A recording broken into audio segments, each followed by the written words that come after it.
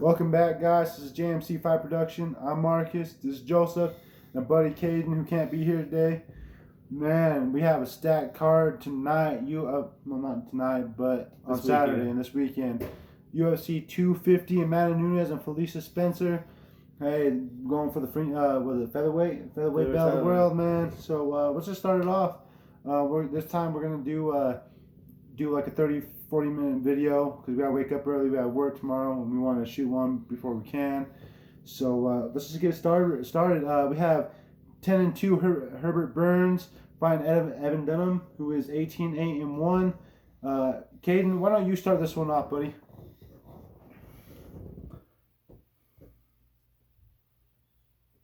I think you're on mute, bud. There we go. Sorry, yeah. I think Evan Dunham should stay retired, and I think Herbert Burns is going to show him exactly why he's not up with this caliber of fighters anymore. So yeah, that's my pick. So what round do you think Herbert Burns gets it done in? This one's up in the air for me, honestly. Couldn't tell you. I say it probably goes decision, but you never know in today's game. All right. Joseph, you want to lead off that one? Yeah, I think you're right on that one. I love Evan Dunham, but I think he should have stayed retired. He came off 3 losses in a row, all finishes. I think that Burns has got a high pace. He's got a hard punch, hard kicks. He stays elusive. He's got really good jiu-jitsu. His brother Gilbert Burns, is coming off a couple big wins, and that's his main training partner. So it's like I like to go for the brothers because me and Marcus. So I'm gonna stick with Herbert. I think he gets it done. Maybe second round, body kick. Evan Dunham showing a vulnerable body kick. He gets kicked in the body, just cramps up. I don't know what it is. He takes it, but I'm gonna go Herbert Burns second round finish. Yeah, man. I mean, I like Evan Dunham. I really do. He's always been the underdog in every fight he's been in, and he's shown up in those times where not a lot of people think that he has shown up. But I think going off of his last few losses, it's the majority decision has been Dariush, which is a good fight, but then just his body. I feel like he leaves his hands way too high, and that body's just open all day. And with Burns, I don't think that you're gonna be able to do that, especially with the knees Burns throws, especially when he threw that knee against Nate. Was it Landwehr or something? I can't remember. Landwehr. I can't remember. Can't pronounce his last name. But just that knee he threw was devastating, and I just feel like if since Evan Dunham has retired, I feel like he has a little bit of time to like really reset his game.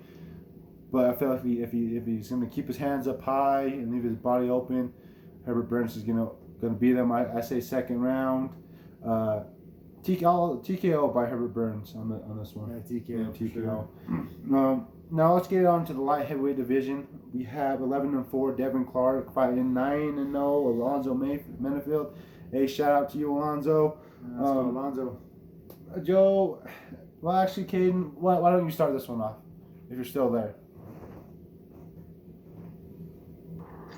I think Alonzo Menfield, however you say his last name, I think he's going to knock him out, I'll be honest.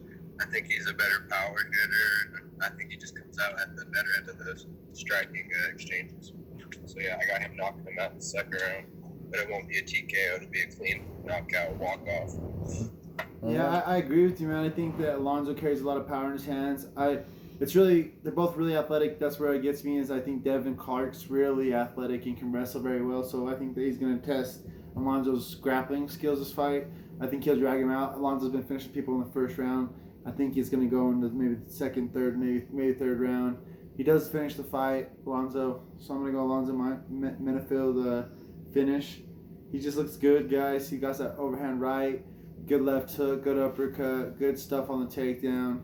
And we'll see what happens. He's got a good fight, though. Devin Clark ain't no walkover. And he's coming off a pretty good win over Townsend, so we'll see. Yeah, and with that being said, hey, if you guys don't know who Devin Clark is, he's a really tough guy. He trains out of Albuquerque. Trains with the champ John Jones. But I agree with these guys. I think Alonzo's gonna knock him out. I do. I feel like every fight I've watched Devin Clark fight, he gets tagged on the chin a lot, I feel like, and I feel like Clark's gonna try to wrestle Alonzo, and I just don't. He might maybe score 1 or 2 takedowns on him, but I just see Alonzo popping back up. Alonzo is definitely very explosive. He has some mean. I mean, he's just mean. He's built like a tank. But I see Alonzo. You know what I mean, knocking him out. Just to, you know what I mean, he's on a 5-fight winning streak, knocking out Paul Craig. You know what I mean, and just a knockout Paul Craig has, you know what I mean, said enough for me. I'm riding the hype train all the way till I can't no more. I'm taking Alonzo knockout. I'm gonna say first round knockout. I think he gets it done. If Alonzo can win this fight, I really want to see him fight like Ryan Spann. I think him and Ryan Spann would be an awesome fight. The battle of the unbeatens in the UFC. He's unbeaten. I don't think Ryan Spann is though, but I still think it'd be sick. I think Ryan Spann's only lost like 5 fights or something like that. He'd still be sick though. Yeah. Alright, now let's move on to the flyweight division. We have Jussier Formiga, who's 23-7, fighting Alex Perez, who's 23-5. All right, Kate. I know we've been talking about this one all week, and why don't you explain it?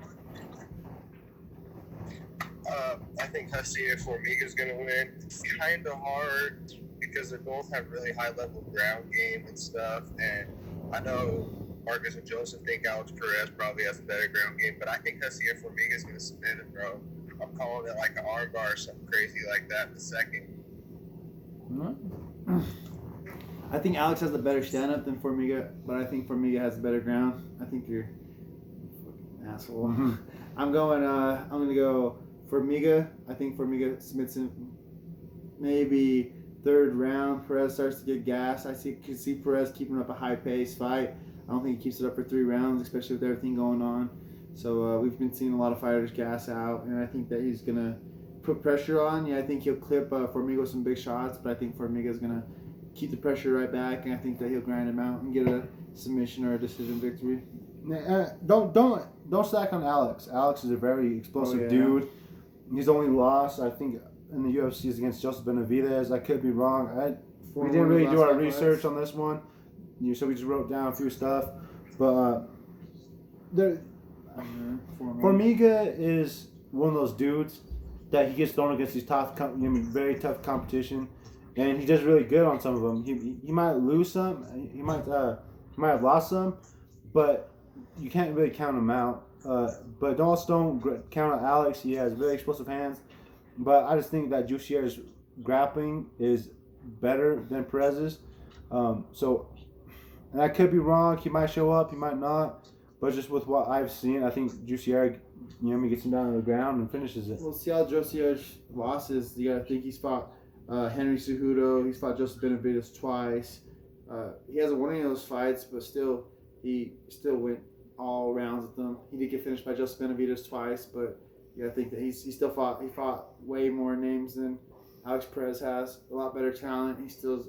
He'll show up. Formiga's tough. He might be 35, but he still got it. He did look kind of sluggish against Brandon Moreno, but Brandon Moreno is also a rising star in the game right now, and he could be the next champion. But I think he took that quick turnaround because he was like, man, So let's go with Formiga. I think all three of us in agreement for Formiga. Formiga. All right. We'll move on. I don't know. I think these are middleweights. I do believe. Middleweights. Yeah, we have Charles Bird, who's 10-6, and he's fighting Mackie Patello, who's 12-5. Caden, I know you don't really know who these guys are, but why don't you just go off of it?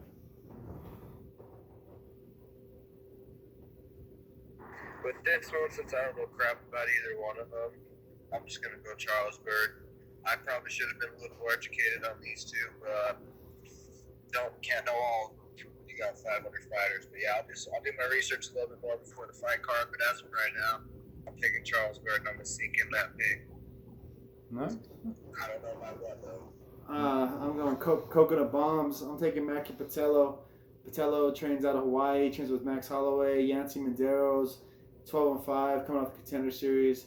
He's a beast, man. He lost his UFC debut to Callum Potter, I think, but he's still good. I think that Charles Bird has knockout power in both hands. It's going to be interesting. It's really whoever gets clipped first. I'm going to go Patello because I like the Hawaiians. be honest. Yeah. That's why I'm going Mackie, is because I like Hawaiians. I love Max Holloway and them. And when I found out they're training partners and everything, and I've watched a couple of Mackie's. I've watched them both fight.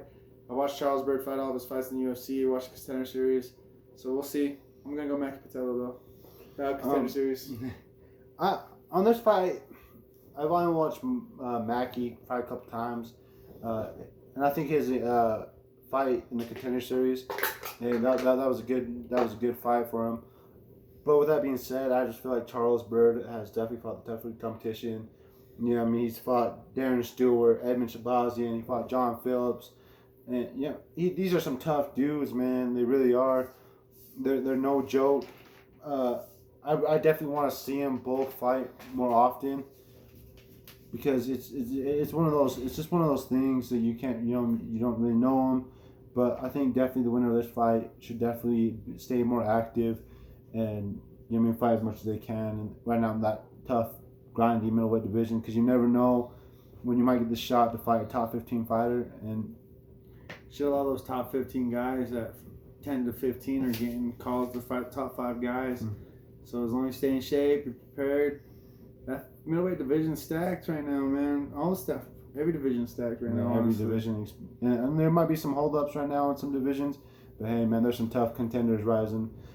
What's going on though to this next, the featherweight bout? We have Brian Keller, who's 21-10, and Cody Stamann, who is 18-2-1. Caden, why don't you go about this featherweight matchup? All right, so for this one, I know Cody Stamann's he's a 35er who's going up to 45. I get he's a little small, but the thing is, he's got motivation behind this one. He's got something pushing him a little bit farther. And I was looking on one of his past fights or whatever. I did not know he went to decision with Song Yadong or whatever the fuck his name is, because that guy's a beast, and I know he can throw hands. And Brian Keller, I don't know, all the wins I've saw from him, I'm not really impressed with. Like GSP says, I'm not impressed with your performance. So I'm going to go Cody Stamann, my first round TKO. He's motivated, he's hungry, and he's ready to go. Oh, man. I know he's 35 project.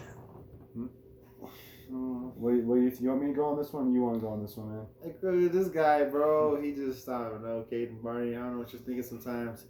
His name's Cody Stamann, and he's going to get beat up. Just kidding. I like Cody Stamann. I think that he has good motivation behind him. Damn good motivation. He just lost his brother.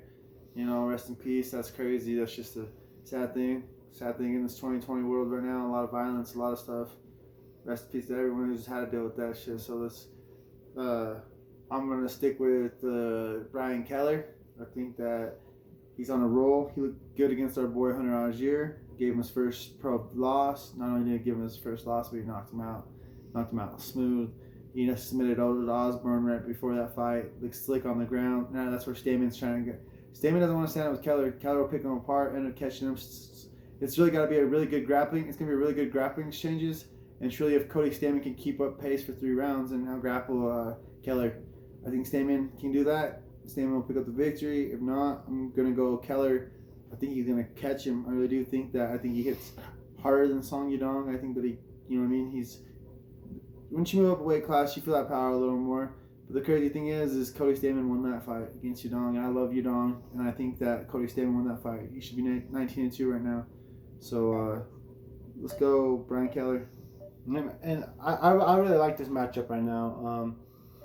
Like they said, Cody he just lost his brother, and I feel like now, that being said, it's hard, man. Especially when you lose someone so close to you. And I know there's a lot of things that could play into this fight with Cody, but I do see Cody taking this. And I could be wrong. I was wrong last fight against Brian Keller. I doubted him out, and he came up with a big knockout. I doubt Keller every time. That's why I'm going Keller this time, guys. But the thing, and I feel like in this fight, Brian Keller carries the more explosive power in this fight. But the grappling is what I'm ready to see, because you can't really doubt Keller's grappling, but also the way Stamann's out grappling some of these 135ers. It's pretty insane. But I'm excited for this matchup. This is definitely one I need to watch this one close up to the TV, watch. But I'm definitely going to take Cody Stamann on this fight. I think this is going to be an interesting matchup. And depending on how good Cody looks against Brian Keller, I definitely want to see him what he can do at 45.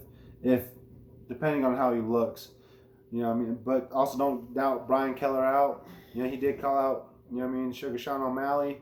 So hey, if he's on a roll. So if Keller could beat Stamann, same night as O'Malley, he said he wants to roll him up like a joint and smoke him. So we'll see what happens. My boy Sugar Sean's gonna smoke his ass.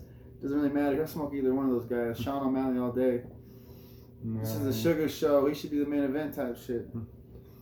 Yeah, and I can't doubt that one. You mean O'Malley's the man. But let's move on to this middleweight division. We had some just found out some news that Ian Heinage is out, but Anthony Ivy, who's 8-2, is in, and he's fighting Gerald Mearshart, who is 32 and where is he? 31-12. My bad. Sorry. Like I said, guys, long day. We just wrote some stuff down, so we're kind of everywhere today. But all right, Caden, what do you think about this one? Sure, however you say his name. I think experience is going to play a big factor in this fight. I know it doesn't always help. Nope, I think we're losing you. Because hell, I'm just going to get fucked up. Go fucking chunk the dough. Yeah. But the thing is, Alright, guys, we're kind of losing Caden. We're kind of losing. Caden, calm down. Hey, Caden, you need to go somewhere better service, bro. We're losing you. I'll keep it going with what Caden said. I feel like Gerald Mearshart, definitely the experience is going to play a big advantage in this fight. But I don't know much of Anthony, like I said. This is his very first fight in the UFC. And with that being said, he's fighting a very, very tough Gerald. I feel like Gerald's last fight against Eric Anders, he should have won that fight. I do believe he should have won that fight. In my eyes, he should be 2-up right now. But I thought he won that Kevin Holland fight too. So. And that Kevin Holland fight was a damn good fight. But man, that's just say I should never leave the fight in the judges' hands. But I'm taking Gerald in this fight. I'm a big Mearshart fan, so I'm going to take him second round. I think he's going to land a good, nice body shot. Will make Anthony crumble, and I feel like there's definitely going to be a rear naked choke that's happening. So yeah, Joe, what do you think about this one? I'm going in agreement with you. I think that body kick's a killer. Coming in short fight notice against Gerald Mearshart with 10 fights. That's crazy, man. Shit happens. Anything can happen in the fight game. Anything can get pulled off. But I think that Mearshart, he's experienced. He got some good left straight. Got some damn good left body kick up the middle. And good leg kicks. Anybody he fires, he gives them challenges. He's coming off a big win over Deron Wynn. Coming off a big win. Actually, I had to write that down here. But Deron Wynn that was his last fight. He came off a big win. I think that he should be 4-1 in his last 5. I thought he beat Kevin Holland. And I really thought he beat Eric Anders. It was very close fights. That Holland fight was a close fight, but I still think he pulled it off. He outstruck him by a little bit. It wasn't very much, but still I thought he got the job done, and I'm going to stick with Mearshart. He's going to finish him. Yeah, I definitely agree with that. Caden, I don't know if you still... All right, there we go. Now, Caden, give us your thoughts on this now that you're actually back online. Okay, so the Gerald Mearshart guy, like I was saying, I think experience, like I said, it doesn't always fucking factor or whatever, but I think it's going to help right now. As you guys were saying, he's had a few last good fights or whatever. Some of them are arguable. I think he's going to bring it to him this fight. Now, I don't think he's going to dominate, but I do think he's going to have the upper hand in the exchanges, and I think he's going to beat him on the feet mainly, and that's what's going to factor in this fight. I think he's going to get a lot of good leg kicks in that's going to stun him in the thigh or whatever, really put an impact on his movement. All right, man. Yeah, I mean, and don't like we said, we just don't know much about Anthony. That could change on one fight. That's all going to change. We'll find out a lot about Anthony Ivy on Saturday. He's going to show up. He's going to fight. He wouldn't take it if he wasn't in shape, if he wasn't ready to make 185. So we'll see what happens. All right, now let's start this off. with the main event of the prelims, man. Hey, we got some tough featherweights, man, and 21 this is gonna be crazy because we got Bruce Leroy, Alex Caceres, who's 15-12, and he's fighting Chase Hooper's 9-0, and I think he has like one draw. Man, Caden, what do you think about this fight, bud? Okay, so here's the thing with Chase Hooper, guys. He's just a Mormon version of Sean O'Malley. He is going to fuck him up. Don't expect him to get a loss tonight. He's going to go to that 10-0-1 mark. Oh, man, that's some confidence right That's there, crazy. man. That is That's some confidence. I agree with you. He's like the nerdy virgin teen version. He's Ben Askren's son, bro. What else do you expect? Ben Askren's son, looking like O'Malley. If O'Malley and Askren never had a baby, that'd be him, Chase Hooper. So, starting that off, I think that you're right, bro. But except for he doesn't have good a stand-up as O'Malley. He's very technical jiu-jitsu. He's a brown belt in jiu-jitsu. Very slick, very sick. Came off a win of Daniel Tamir in his debut in the UFC. Coming off the Contender Series, another Contender Series guy. A lot of Contender Series guys who are beasts. It's just crazy seeing the evolution of these guys. But anyways, I'll go Jeff Neal. Jeff Neal. That's what I'm talking. I was just thinking about the guy in the Contender. Sick, bro. But go Chase Hooper. Submission. 3rd round. But don't count Alex Caceres out. I didn't even talk about Alex. Alex is a killer. He's 3-2 in his last 5. He's a beast. He's Bruce Leroy. The thing about it is I think that Chase Hooper's grappling is like, it's just like, it's on a whole nother level. And then we got Caceres, we'll see. I don't know. Let's go Hooper though. I'm going Hooper. 21 As years old. much as I love Chase Hooper, we're the same age, and he's out there being fucking cashing checks, getting money. I actually had to go with Alex Caceres on this just for the UFC experience. I feel like in this fight, we have a young kid in Chase. But when I was watching him fight Daniel Tamor, man, Daniel was lighting him up on the stand-up. And that was, and it was mean. Just the way he was bulldogging Chase. And I feel like Alex is definitely a different fighter than Daniel Tamor. Oh, yeah. A very more stylistically good. Yeah. His stand-ups is so unorthodox, and it's man, this guy took Yair Rodriguez to split decision. Like, this guy's no joke. I know not a lot of people know him. I know him from The Ultimate Fighter. He did lose to Wayne Qua and Kron Gracie. Okay, those two are some tough, grindy motherfuckers, dude.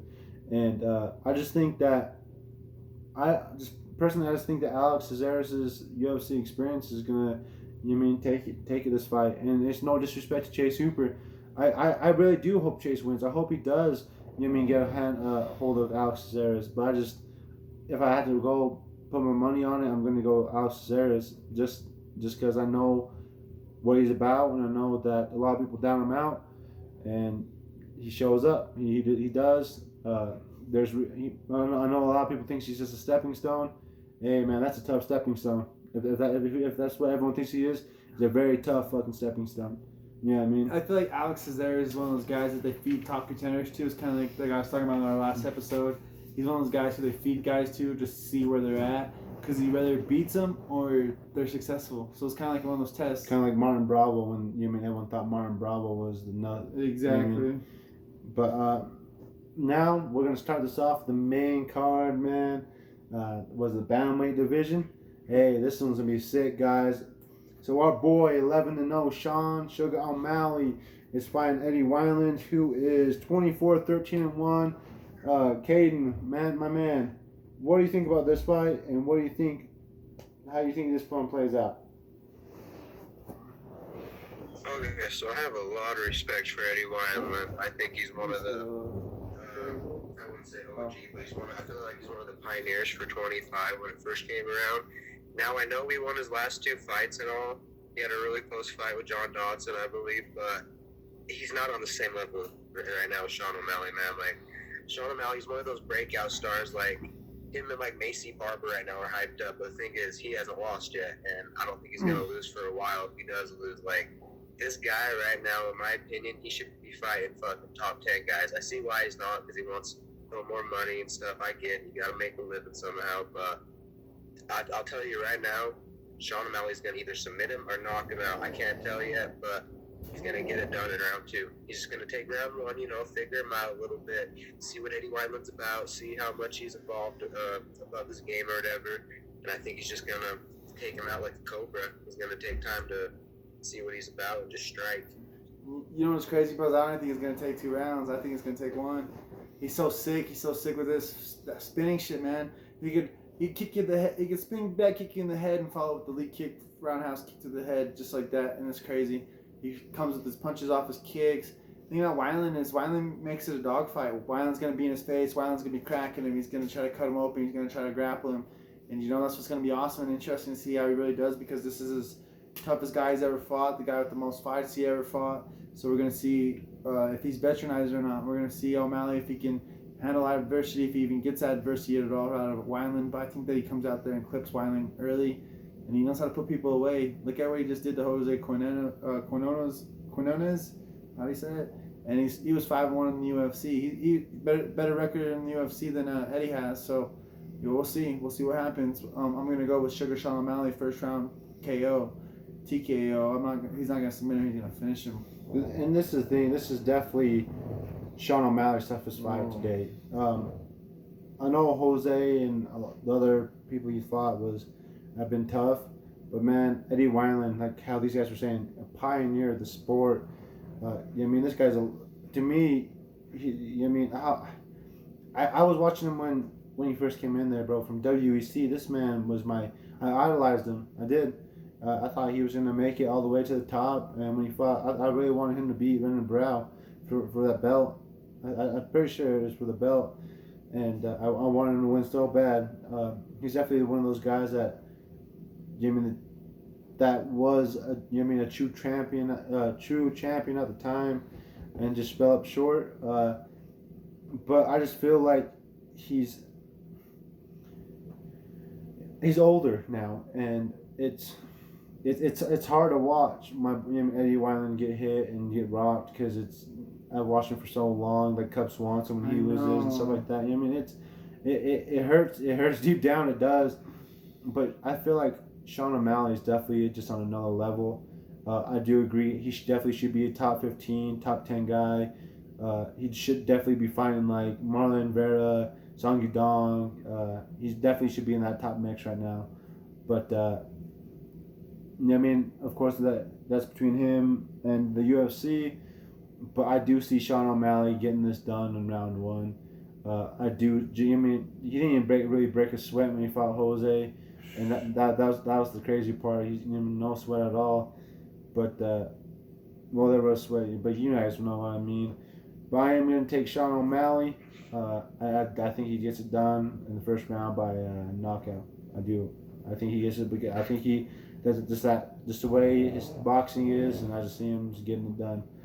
Yeah, but let's start off next with the. Wait, time out. Sorry, guys. I didn't mean to interrupt. I was just trying to finish the conversation. But I'm going.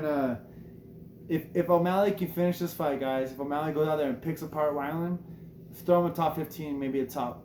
Feed the dog a bone. I definitely think Marlon Vera. I think him and Marlon Vera should get down. El Cheeto has been calling that ass out, so let him get it. Or maybe Song Yudong, because Yudong's been winning people. And I would not mind seeing Yudong versus him. I would not mind seeing that, because O'Malley would whoop that ass. O'Malley would whoop that ass. But Cheeto, man, I think he whoops Cheeto's ass. He's a Cheeto guy. I like Marlon Vera, but that's a whole nother conversation. Sean O'Malley, so baby. let's go to the welterweight division now. We got 22-7 Neil Magny fighting 17-5. Anthony Rocco Martin, man, this guy has only lost one welterweight fight, bro, and that is to Damian Maia, who was majority decision, and that fight could have went either way. Caden, my man, how about you go for this one, brother? Okay, so this one's an interesting matchup. I think it could be one of the sleeper fights of the night. Personally, I got fucking Neil Magny. But the thing about Anthony Rocco Martin, what I question about him is his finishing ability. Because like you were saying, he's only lost to Damian Maia at welterweight, but a lot of his fights have went decision, bro. His last 3 fights have all went to decision. It makes me wonder if he could get it done, because the thing about Neil Magny is, bro, he can one punch you and just you're out like that. Like, I think he's one of the dark forces personally, and so I got Neil Magny winning, but I think this one's going to come in the 3rd round. I don't know if it's going to be by decision or a late round stoppage, but it's going to be a late fight. I agree with you, bro. I think that Neil Magny will beat him by decision. But the thing about it is you talk about how he's not finished any of the guys, bro. He's fought Ameev, who's like 18-3 or something. Beast, never been finished. Damian Maia, he lost to Damian Maia, and Damian's a fucking animal. And then you got Sergio. I mean, Damian's even beaten Neil Magny too, you know. So it is what it is. Damian Maia was fighting for the belt, you know what I mean? So it's... He's 4-1 in his last 5, though. Anthony Rocco Martin. I mean, look at the 2 finishes he does have over Ryan LaFleur and Jake Matthews. Jake Matthews is legit, dude. Jake Matthews is tough. He's a bad dude. Set the kid's tough, and then you know, his stand-up's gangster. He got good ground defense. He got good takedown defense. But I think that Neil Magny takes him down. I think Neil Magny's gonna work those leg kicks. Got that really long jab. Good right straight, good clinch work. So we'll see what happens. If Magny can implement his game plan, wrestle him, clinch him, work that jab in his face, use his leg kicks, he'll win this fight by decision. He ain't gonna finish Anthony Martin though. Unless he can, I don't know. If he gets him on the ground, he could probably pull a choke off. But I don't think beating him any other way. I think with this fight, man, we got 2 great boxers going at it. I was very, very impressed with Neil Magny's last fight. I was very impressed. The way he was beating up Jing Long, Lane, Lee, yeah, like I can't remember. He's such a beast, bro. But just the way he was able to dominate, like he dominated him, and that's why I was telling these guys when the fight was happening. If Neil Magny is able to implement that jab, he will win this fight, and that's exactly what he did. And honestly, I don't think he needs it. I don't think he needs the wrestling on this, and it'd be a really good part to play to mix it up. But I think as long as Neil Magny keeps the jab in his face and is able to, just move the way he used to move, I think that Neil Magny can definitely, finish him if he sticks to his game plan. You know what I mean? But Anthony Martin's no joke. He's a tough guy, dude. I'm pretty sure he's ranked. I'm pretty sure he's ranked. So and there's reasons why they're giving Anthony Martin Neil Magny, because they think that Anthony Martin really has a shot against him. So it's gonna be exciting. I'm excited for it. It's this card if Anthony Martin can't pull it off, where does it put him? Man, that's something. That is something that I had to definitely think about. Definitely top 10 guy. You know what I mean? He's if he could beat Neil Magny, I think he should fight Santiago Ponzinibbio, considering the fact that Santiago beat Neil and he's coming back and he's looking for a fight. If Anthony can do it, good. Because if Anthony's gonna beat him, guys, it's gonna be a quick night for Neil Magny. Also, if we're just throwing names out there, RDA, who's also has one more fight on his contract. Mark Chiesa. But like we said, this is a whole nother conversation, man. A whole nother conversation.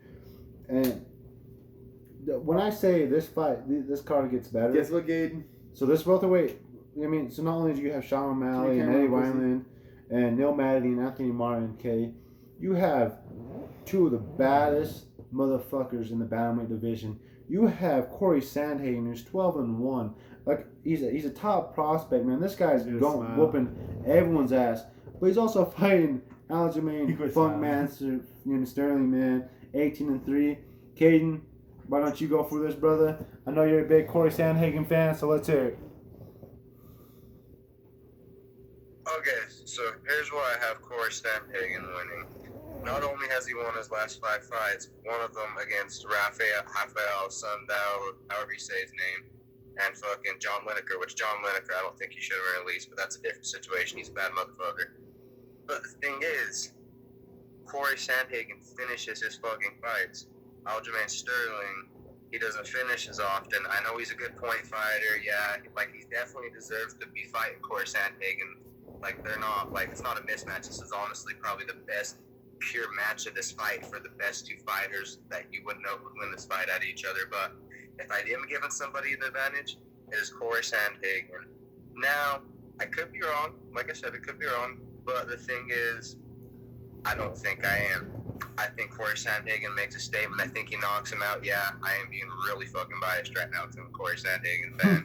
And Aljamain Sterling, he has earned his mark. He's a really good fucking fighter. He's solid. He beat some really tough guys. But the thing is, bro, he went to decision against Jimmy Rivera. I'm just saying, Corey Sandhagen would fuck Jimmy Rivera up. It wouldn't go to decision. Back to you. Oh, man. Bro, what are you talking about here? You want to go? He went to decision with Rafael Sunsao. You're saying that you know what I'm saying? He went to decision with John Lineker, bro. What is John Lineker gonna do to Rivera? What is Rafael Sunsao gonna do to? You're tripping. Sit on your little podcast over there and chill, bro. You little fucking Sandhagen, dude. He turned off his camera because he can't even face the facts of it. He's about to get destroyed. He's about to take his first. Oh no, he hasn't. No, he's about to take 2 losses, bro. He's done. He's about to get finished. Aljamain, he can't knock Aljamain out. If he's gonna beat him, it's gonna be by TKO. He's gonna work that body. No, it's not knockout. Knocking out. It's a technical knockout. When you knock someone out, you knock someone the fuck out. He can't knock out my name. Aljamain Sterling is gonna submit him. Aljamain Sterling is gonna submit Cody Sandhagen. He's gonna do it. If he doesn't submit him, he's gonna beat him by decision and outpoint him. But I'm telling you right now, if Sandhagen comes out and tries that funky bullshit like Dominic Cruz does, he's gonna get beat. And if he fights like he did against Rafael Sunsao, he's gonna get beat.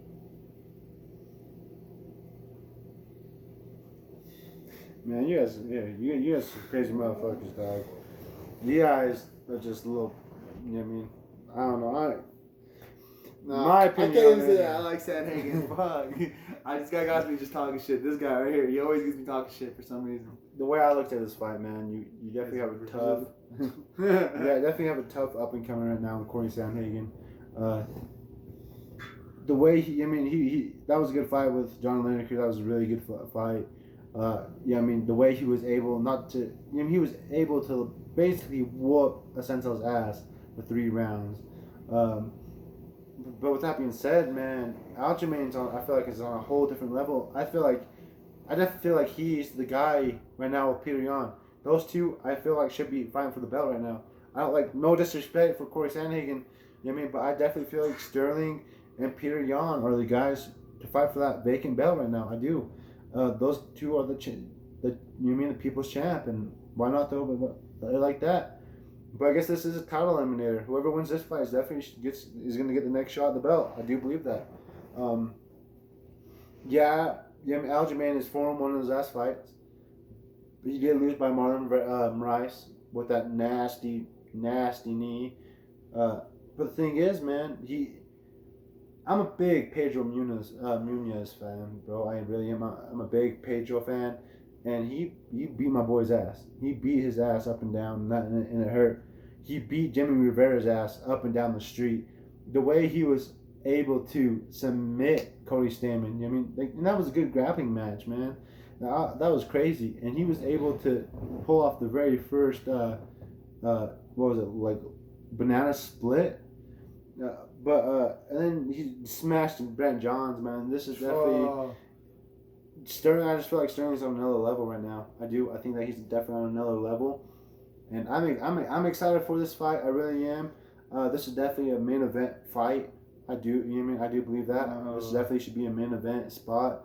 No, I'm not trying to discredit Amanda Nunes and Felicia Spencer, but this definitely should be up there. This is definitely a main event fight. It is. No, it should be. It should, like he said, it should be definitely the coming